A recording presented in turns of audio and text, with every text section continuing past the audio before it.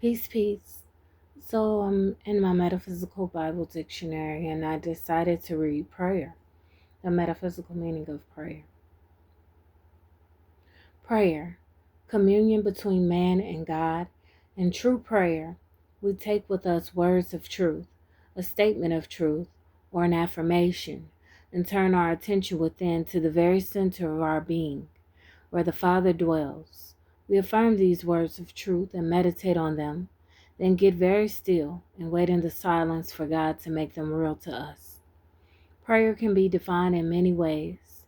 It can be said to be the taking hold of God's willingness. Jesus Christ forbade all prayers of doubt, but said, "All things whatsoever ye pray and ask for, ye shall received, or receive them, and ye shall have them. And your Father knoweth what things ye need of, before ye ask him."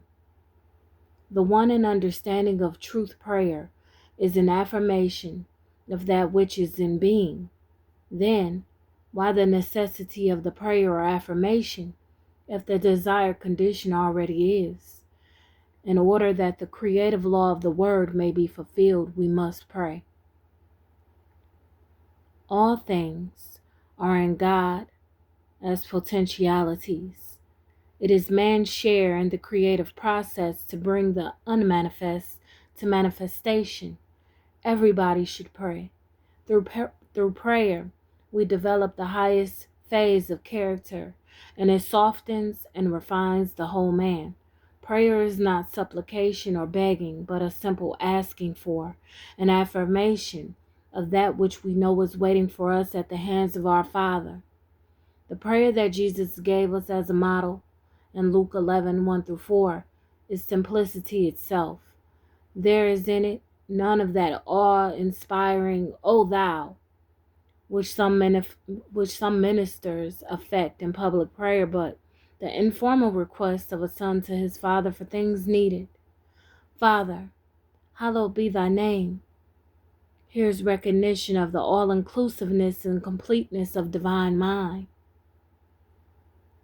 Everything has its sustenance from this one source. Therefore, the earth of Jehovah's and the fullness thereof. We need supplies for the day only. Hoarding for future necessities breeds selfishness. The children of Israel tried to save the manna, but it spoiled. The law, whatsoever a man soweth, that shall he also reap, is here shorn of its terrors. If we forgive others, we shall be forgiven, and the penalty of suffering for sins will be eliminated. It does not seem possible that God will lead us into temptation. In fact, in James 1-13, 1 and 13, we are told plainly that God cannot be tempted of evil, and that he tempts no man. This clause in the Lord's Prayer, "and bring us not into temptation," follows closely that concerning the forgiveness of sin, and it is evidently a part of it. "Let not temptation lead us," is a permissible interpretation. Jesus advised asking for what we want and being steadfast in our demands.